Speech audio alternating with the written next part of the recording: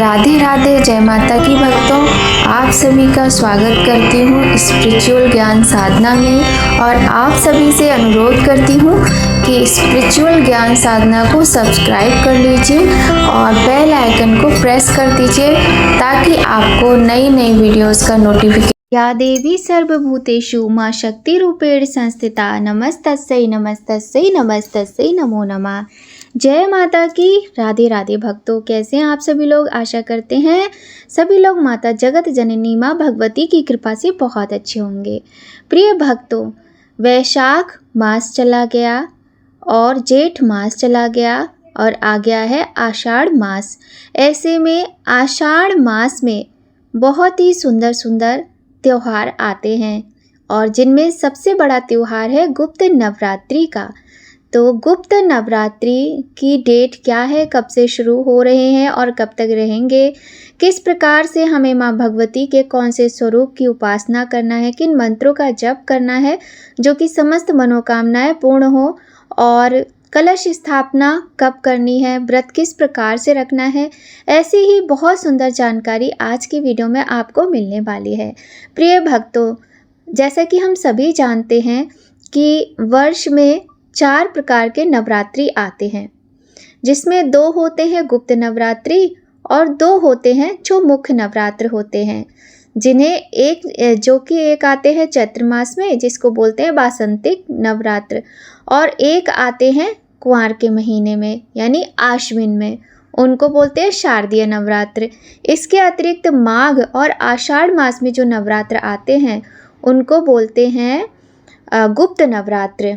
अब आषाढ़ का महीना चल रहा है, तो आषाढ़ महीने में गुप्त नवरात्रि कब मनाएंगे, आइए इस विषय में बात कर लेते हैं।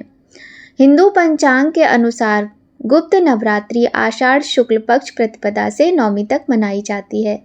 इस वर्ष आषाढ़ गुप्त नवरात्रि 26 जून से प्रारंभ हो रही है। इस गुप्त नवरात्रि के अवसर पर 10 महाविद्याओं की पूजा की जाती है। यह समय महाकाली एवं भगवान शिव यानी कि शाक्त और शैव की पूजा करने वालों के लिए विशेष माना जाता है। तंत्र साधक इस दौरान विशेष साधनाएं करते हैं। इस वर्ष आषाढ़ गुप्त नवरात्रि 26 जून से प्रारंभ हो रहे हैं और 4 जुलाई को ये समाप्त होंगे। इस दौरान तंत्र विद्या का विशेष महत्व रहता है। गुप्त नवरात्रि में तंत्र साधना का विशेष महत्व होता है और इन गुप्त नवरात्रि में 10 महाविद्याओं की पूजा अर्चना की जाती है।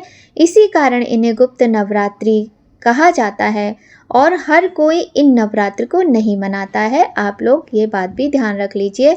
जो गृहस्थ वाले लोग हैं वो जो मुख्य नवरात्रि होते हैं, एक वासंतिक और एक शारदीय, उन्हीं को मनाते हैं। और यदि आप सभी लोग इन नवरात्रि को भी करना चाहते हैं, आषाढ़ मास के गुप्त नवरात्रि को देखिए, तो हम जो गृहस्थ लोग हैं हमें अपने साधारण तरीके से जिस प्रकार से हम उन नवरात्रि को मनाते हैं वासंतिक और शारदीय, उसी प्रकार से इन नवरात्रों को मनाना चाहिए।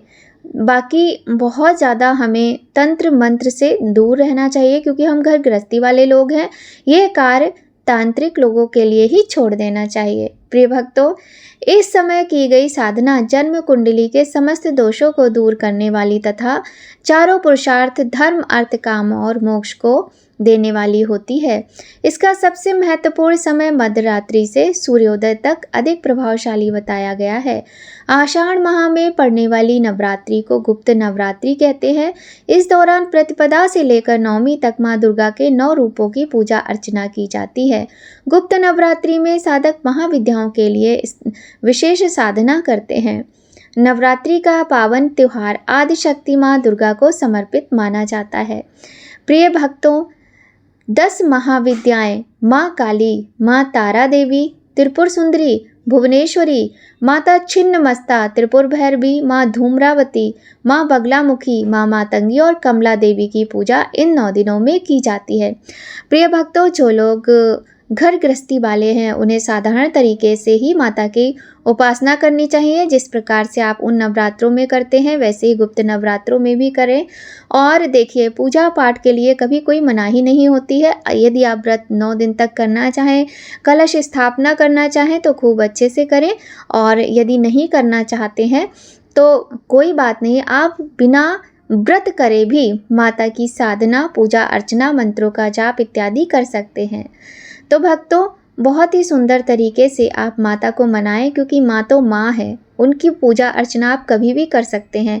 ऐसा भी नहीं है कि आपको गुप्त नवरात्रे करने ही नहीं है, ऐसा कुछ भी नहीं है कि तांत्रिक लोग ही करेंगे।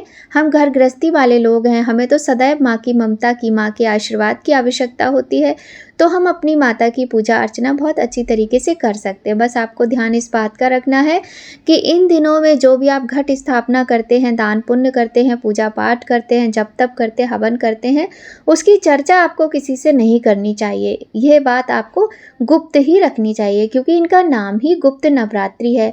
प्राचीन काल में इन नवरात्रों को गृहस्थ लोग नहीं किया करते थे, तांत्रिक लोग तंत्र साधनाओं के लिए ही इन नवरात्रों को किया करते थे, जो कि गुप्त नवरात्रि आषाढ़ मास और माघ मास में आते हैं। किंतु समय बदलता गया और सारी चीज़ों का प्रारूप भी बदलता गया। उसी प्रकार से गुप्त नवरात्रि भी धीरे धीरे करके इस विषय में भी लोगों को जानकारी मिलती गई, और सभी लोग इन गुप्त नवरात्रियों को भी उसी प्रकार से करने लगे। कहने का तात्पर्य है कि यदि आप करना चाहते हैं तो साधारण तरीके से करें, बस आप अपनी पूजा पाठ गुप्त रखें और किसी भी तंत्र मंत्र के चक्कर में ना पड़ें।